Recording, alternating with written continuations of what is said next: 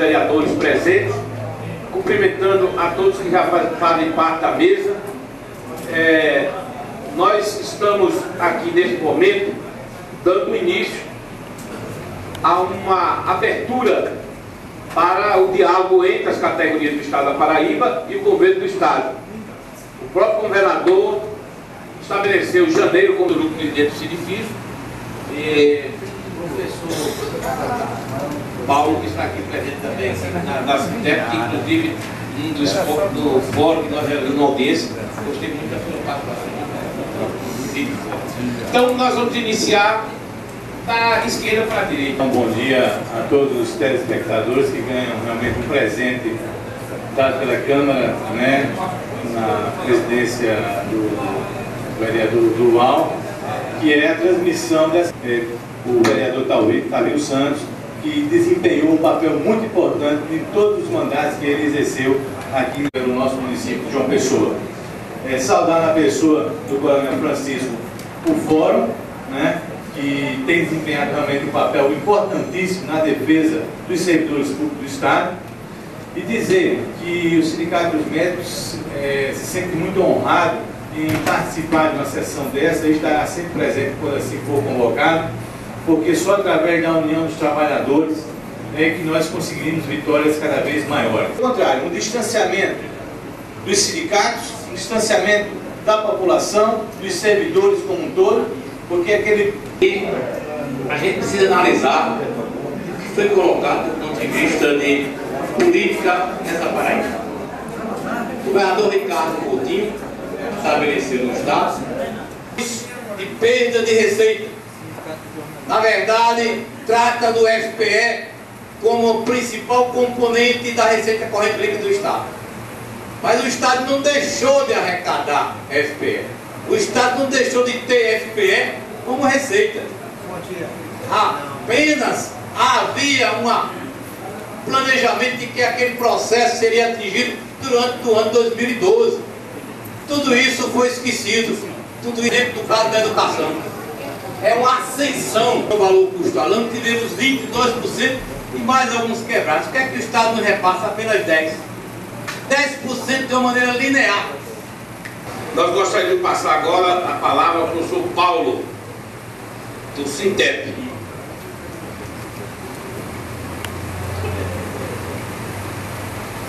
Gostaria de dar bom dia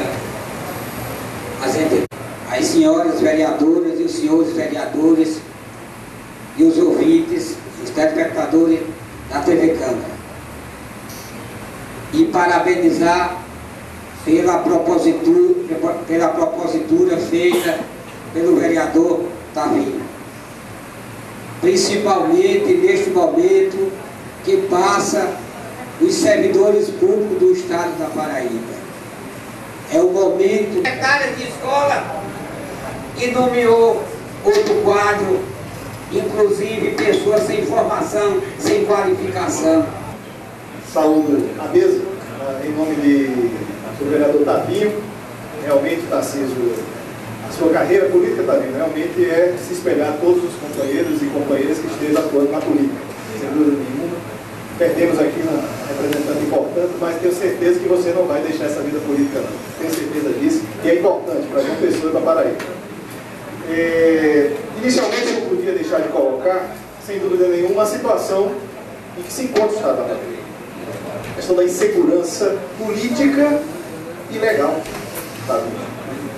Nós falamos várias coisas aqui, vários companheiros me antecederam, e uma coisa crucial que está faltando na política paraibana, Coronel, é a conversação, é o diálogo.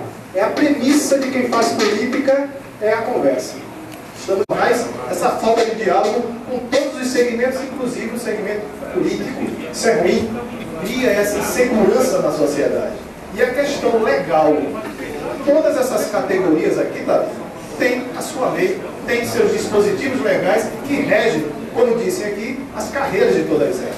E são descumpridas descaradamente, sem argumentação consistente para essa não aplicação dessas leis. Eu acho que tem que deixar bem registradas essas duas situações, que isso daí deixa o Estado de Direito desequilibrado e inseguro, não só para quem vive, mas quem queira vir para cá. Aí trago isso como representante do FIS, nós vemos os números diariamente, os empresários investindo no Estado. Como a Paraíba, é praticamente impossível, vereador Geraldo Amorim. Quem vem trazer essa insegurança legal e política dentro do Estado do Paraíba? E nossos vizinhos aí crescendo, trazendo investimentos, a gente vê diariamente.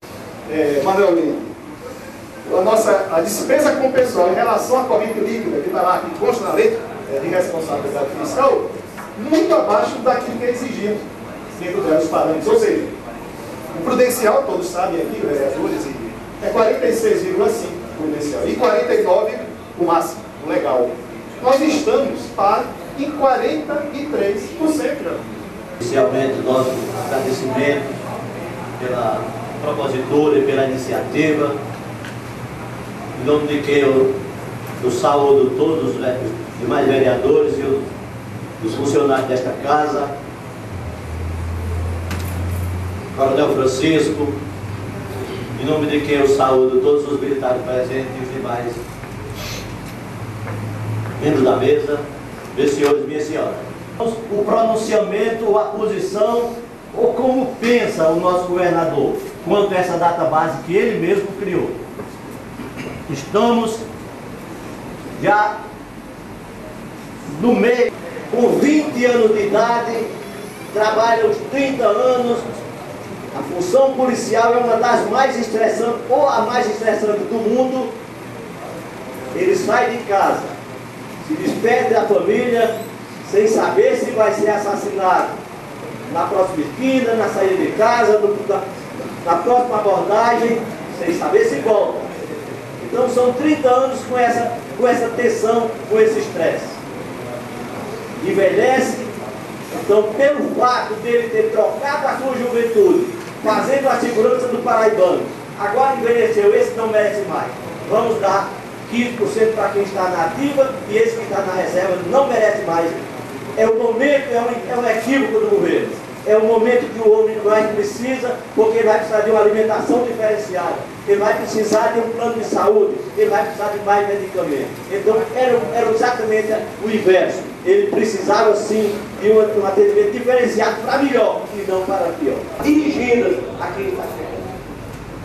Ele pode ficar inválido, ele recebeu um balaço, ele pode ficar inválido, ele pode morrer. Ó, se ele ficar inválido, pela saúde, perdeu 40%. Se ele morrer, a esposa perde o marido e perde 40%. Cumprimentar todos os companheiros aqui, principalmente os presidentes, né, que compõem esse fórum. Cumprimentar o vereador Tavinho, desde já agradecido por esse espaço, para que a gente possa aqui colocar algumas situações dos servidores. Os nossos vereadores, Benito Holanda, nosso amigo da Polícia Federal também, Amorim. Eu vou ser bem direto, até para não tentar aqui ser repetitivo. Mas vocês imaginem, aí é importante chamar a atenção de todos que estão nos vendo e ouvindo, a que ponto nós estamos chegando, o nosso Estado. O absoluto, eu sou dono, como bem colocou. O cidadão dono do palácio não se fala com ninguém. Então é importante que nós coloquemos isso também como um ponto de pauta extremamente importante. E será que essa discussão ela se torna tão difícil? Por que é que ela se torna? Benito Holanda, em nome de Vitor Hugo, eu cumprimento todos os presentes aqui, trabalhadores e representantes das diversas categorias.